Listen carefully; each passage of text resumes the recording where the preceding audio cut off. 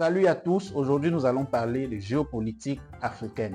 Bienvenue sur ma chaîne YouTube Les Rendez-vous d'Afrique, cette chaîne sur laquelle nous parlons de tout ce qui concerne l'Afrique, les activités africaines, le business, la géopolitique africaine, les faits divers d'Afrique et surtout les traditions africaines. Sentez-vous comme chez vous, prenez place, prenez un cocktail, prenez n'importe quoi. Déjà pour commencer, abonnez-vous, activez la cloche de notification afin de ne rater aucun de nos rendez-vous. Les amis, la vidéo d'aujourd'hui porte sur la géopolitique africaine. Il s'agit bien évidemment de Air France qui veut renouer avec l'AEF. Si vous vous rappelez, il y a de cela un an déjà, ou un peu plus, Air France, lors des conflits qu'il y avait entre le Mali, le Burkina Faso et le Niger, Air France s'était précipité en pondant un communiqué qu'il disait qu'il devait se retirer de cette zone et qu'il ne voulait plus faire affaire avec les trois pays, qu'il était devenu compliqué et difficile de collaborer et de travailler dans ces trois pays-là. Si vous vous rappelez, les trois présidents avaient répondu de façon fracassante en disant que le Niger avait décidé d'interdire à la France de survoler le territoire national. Vous savez quelle est la superficie du Niger sur la carte d'Afrique, sur la zone de l'Afrique de l'Ouest, une très grande superficie. Ce qui fait que beaucoup de pays de destination dont Air France joignait se sont vus allonger de 25 minutes à 2 heures de temps parce qu'il fallait contourner afin d'éviter de passer sur l'espace aérien nigérien. Aujourd'hui, donc, après beaucoup de pertes, ils se sont rendus compte que cette décision enclenchait beaucoup plus de pertes que de gains. Il ressort facilement percevable que Air France avait été manipulée. Manipulée par qui? Par l'État. Vous savez, c'est quand même une compagnie publique. Donc, pour essayer d'avoir ce dont il voulait de l'AEF, le président Emmanuel Macron a utilisé comme machine Air France et croyant que ça devait faire pression sur les dirigeants de l'AEF, les nouveaux dirigeants qui avaient été taxés de dictateurs, et finalement on se rend compte que ces trois pays se portent plutôt très bien. Il n'y a pas d'empêchement de vol là-bas. Les autres compagnies même d'ailleurs qui étaient sur place ont bien profité pour se faire du fric, pour se faire du gain, parce que si Air France s'en va, c'est un concurrent à moins. Air Côte d'Ivoire, Air Sénégal et autres ont bien pris leur part et ont profité pour en faire des affaires. Air France se rend donc compte qu'elle est perdante et veut renouer avec l'AEF. Le Mali représente un marché très important pour le groupe. Anne Riguel poursuit en disant que la reprise des vols nécessite l'autorisation des autorités locales de l'AEF. Il s'agit des présidents du Burkina Faso, du Mali et du Niger.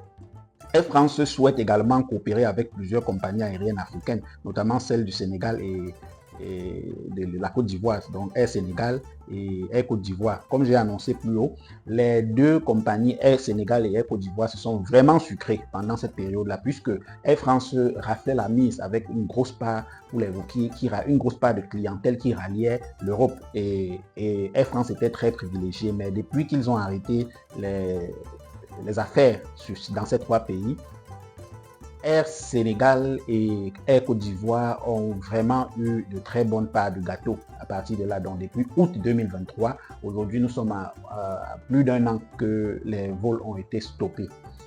Nous rappelons également que le transport aérien français a suspendu ses vols vers le Mali, le Burkina Faso et le Niger en août 2023, et en raison de la situation sécuritaire au Sahel, ils prétextaient que la situation devenait déjà très incertaine et qu'ils n'étaient plus à même de faire des affaires de façon sécurisée là. Mais nous savons tous que c'est une histoire qui avait été orchestrée par le président Macron afin de mettre la pression sur les dirigeants de l'AEF. Mais ça n'a pas marché, puisque comme on vous parle de géopolitique, en ce moment il fallait tirer sérieusement et tenir le bout du fil, parce que les trois présidents étaient en train de jouer leur coup dur, leur va-tout. S'ils franchissaient, s'ils baissaient la garde, la France risquait de reprendre la main mise, puisque vous savez que depuis des années, ces trois pays étaient sous l'autorité, sous l'emprise française, avec les forces militaires qui étaient et les bases militaires qui y étaient et qui représentaient la France et qui, soi-disant,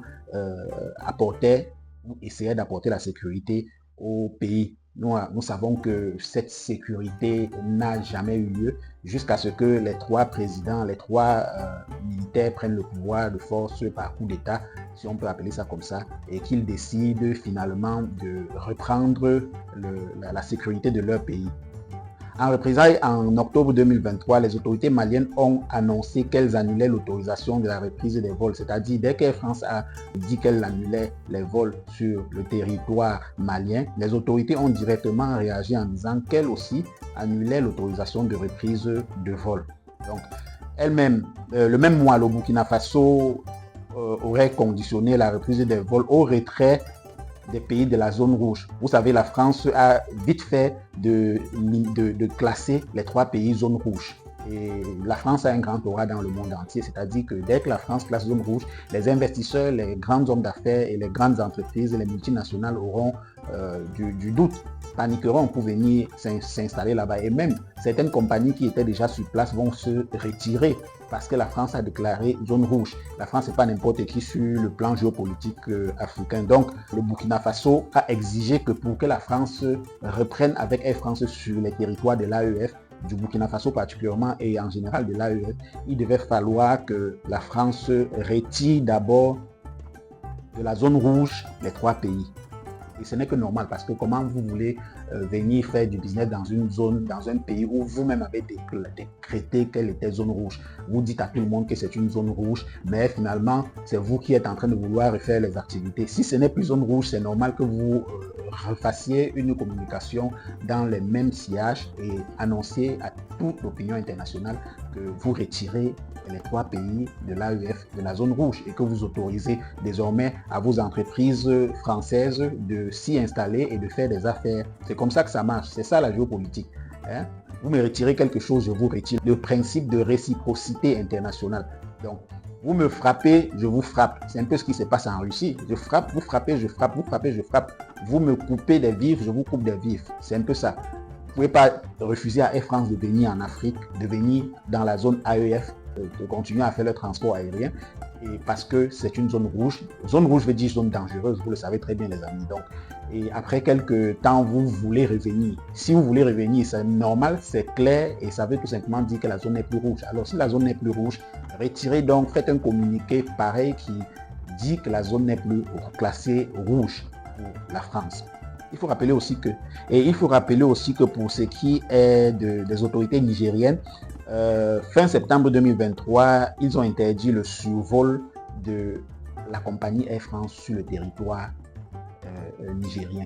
Bon, puisque Air France a suspendu ses vols en Afrique de l'Ouest sur ces trois pays-là particulièrement, premièrement, le président burkinabé a également pondu un communiqué qui disait pour que les vols reprennent sur le Burkina Faso, les vols de la France, de Air France, bien sûr, et sur la zone de l'AEF, puisque les trois se sont mis ensemble et décident de faire des choses ensemble sur le plan international. Donc pour que les vols reprennent, il devait falloir que la France retire d'abord ces trois pays de la zone rouge, puisque la France les a mis sous la zone rouge.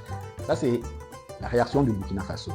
Maintenant, la réaction du Mali. Le Mali a tout simplement appliqué le principe de réciprocité. C'est-à-dire, ok, les vols ne viennent pas ici, vous dites que les vols ne viennent pas, nous aussi on dit que les vols ne viennent plus. Donc, quand vous déciderez que les vols vont venir, il va falloir que nous aussi on lève notre part de sanctions. C'est-à-dire, il va falloir que nous aussi on accepte que les vols viennent encore. Donc, si Air France veut revenir, il va falloir que les autorités maliennes autorise que les vols d'Air France arrivent encore dans la zone. 2. Il va falloir que la France respecte ce que le président burkinabé Ibrahim Traoré a donné comme restriction ici, c'est-à-dire lever la classification zone rouge des trois pays de l'AEF. Et n'oubliez pas qu'il y a le troisième point qui est l'interdiction de survol sur le territoire nigérien. Air France ne peut pas survoler. Et c'est même l'une des choses qui a rendu tellement compliqué le chiffre d'affaires de Air France pour l'année 2024. Parce que Air France se faisait beaucoup d'argent, beaucoup d'argent dans la zone nigérienne. Beaucoup d'argent. Les années antérieures, beaucoup d'argent qu'ils ont perdu. Et c'est pour ça que la PDG du groupe décide de se remettre les pédales pour aller vers les trois pays de l'AEF. Et écoutez, c'est normal, ça s'explique parce que avec l'interdiction de survol du territoire nigérien, ça crée une pagaille dans les airs. C'est-à-dire quoi? Des pays qui devaient être ralliés, tous les pays limitrophes du Niger, qui pouvaient être ralliés facilement. Vous savez, quand Air France fait des vols pour la France, en Afrique, généralement, ils font le cargo, ils font le ramassage. Ils passent dans 2 ou 3 pays, ils ramassent. Ou alors, quand ils reviennent, ils passent dans plusieurs pays déposés et ainsi de suite. Donc, Air France, maintenant, devait contourner le ciel nigérien au lieu de passer directement. Et c'est un territoire tellement vaste que non seulement la France paie les clients du Niger, les clients du Burkina Faso et les clients du Mali, mais la France également perd l'autorisation de survoler sur le ciel nigérien. Donc, obligé de contourner, de perdre en temps de 25 à 2 heures de temps de plus sur les vols de la localité vers la France. Obligé de perdre en kérosène, obligé de perdre en beaucoup d'autres choses. Alors aujourd'hui, c'est comme ça. L'Afrique doit comprendre qu'on doit évoluer de cette façon-là. Si Air France veut revenir, les amis, ça ne doit pas être facile comme Air France pense là. Il faut vraiment que les pays de l'AEF se fassent entendre. Air France ne peut pas unilatéralement prendre des décisions lorsqu'il y a un problème dans le pays. Et ils l'ont fait parce qu'ils voulaient mettre des pressions sur les dirigeants. Ces dirigeants qui sont encore là, ils ne sont pas partis. Les mêmes dirigeants, hélas, sont encore là. Hélas pour Air France. Et la France, parce que c'est la France qui instrumentalisait Air France. C'est Emmanuel Macron qui instrumentalisait Air France pour atteindre ses objectifs malsains à l'AEF. Mais il n'a pas eu gain de cause et alors il se rend compte que il est perdant de long en large s'il ne fait pas revenir Air France parce que la compagnie perdait beaucoup d'argent. Alors, qu'est-ce que vous en pensez? Dites-nous en commentaire quels sont vos points de vue. Qu'est-ce que vous pensez que les présidents de l'AEF peuvent faire? Est-ce qu'ils devraient accepter que la France revienne? Est-ce qu'ils devraient pouvoir visser davantage pour montrer à la France qu'ils sont autonomes, qu'ils sont des pays souverains et que les choses ne se passent pas comme la France veut toujours? Bien évidemment, en sachant que ça devait aussi continuer à tendre les relations bilatérales entre ces 3 pays et la France. Donc, est-ce qu'il devrait être souple? Est-ce qu'il devrait comprendre et peut-être discuter avec le président Macron ou alors avec les dirigeants d'Air France? Qu'est-ce que vous en pensez? Soyez libre, sentez-vous libre, donnez votre point de vue. Mais moi particulièrement, je pense que les dirigeants de ces 3 pays africains n'ont plus rien à faire. Chacun avait déjà donné ses prérequis. Et puis si Air France veut revenir, Air France prend un communiqué encore qui déclare la zone AEF, zone normale d'affaires, afin que les investisseurs européens, occidentaux et même de tout le monde entier puissent revenir dans ces 3 pays-là pour investir, surtout français. 2, que la France ou Air France décide de lever sa restriction en faisant également un communiqué clair qui annonce qu'elle lève sa restriction et qu'elle est ouverte à toute reprise de survol sur le territoire nigérien et d'entrée sur le territoire malien. Quand vous regardez les titres des chaînes, des médias tels que France 24 et les médias européens et occidentaux en général, c'est des gros titres, des titres qui en fait tendent à toujours laisser croire qu'ils ne sont pas encore conscients que l'Afrique s'est réveillée. Ils disent des trucs du genre Air France suspend l'interdiction de survol sur les territoires de la mer Rouge. Air France suspend l'interdiction de survol sur les territoires burkinabés. Ça, c'est abominable, quoi, en fait. Donc, comme pour dire que c'est Air France qui a décidé de suspendre cette suspension. Donc, qu'ils viennent alors survoler. Comme ils ont suspendu et que ce n'est qu'eux qui décident, qu'ils viennent donc survoler, qu'ils viennent atterrir au Niger, qu'ils viennent atterrir au Burkina Faso ou qu'ils viennent atterrir au Mali qu'on voit. Mes amis, ce n'est que les 3 présidents de ces pays qui peuvent décider si Air France revient ou pas. Et alors Air France n'attendra que cela. Air France attendra le temps que ça prendra. Et les 3 dirigeants, je suis très sûr qu'ils ne feront pas la vie facile à Air France. Alors, abonnez-vous pour ne pas manquer les prochains rendez-vous. Nous allons vous faire des vidéos comme ça de temps en temps. Parler progressivement de géopolitique, parler de l'Afrique, parler des rituels africains, parler des traditions africaines, parler de l'Afrique en général. Si ça vous plaît, vous pouvez également mettre en commentaire des sujets dont vous voulez qu'on traite des recherches dont vous voulez que nous fassions, si vous avez des zones d'ombre sur les traditions, zones d'ombre sur les danses africaines, zones d'ombre sur les rituels africains, zones d'ombre sur la géopolitique africaine, zones d'ombre sur le continent africain en général, veuillez écrire en commentaire. Nous allons nous faire l'honneur de faire des recherches et de vous faire des vidéos pour que vous soyez satisfaits de notre rendu sur les rendez-vous d'Afrique. Alors, mesdames et messieurs, mes chers amis, abonnez-vous et à la prochaine. Ciao.